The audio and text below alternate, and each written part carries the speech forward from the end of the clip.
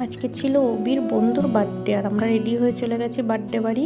এখানে তো এসে দেখলাম কেক কাটছে, আর কেকটা ওর দিদি বানিয়েছে, ভীষণ সুন্দর হয়েছিল দেখতে।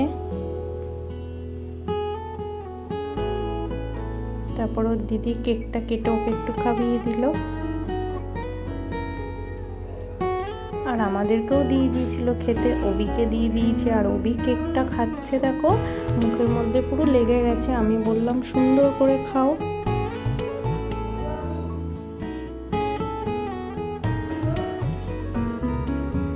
আর এখানে একটা ফিশ ফ্রাই টাইপের দিয়েছিল, ও নিজের হাতে বানিয়েছে, ভীষণ টেস্টি হয়েছিল খেতে।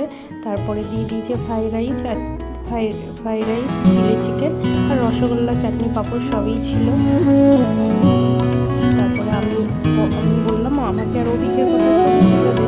তারপর অবিকে আমাকে ছবি তুলে দিয়েছি, আর আমি তো ওখানে দাঁড়িয়ে দাঁড়িয়ে ন্যাকামো মারছি।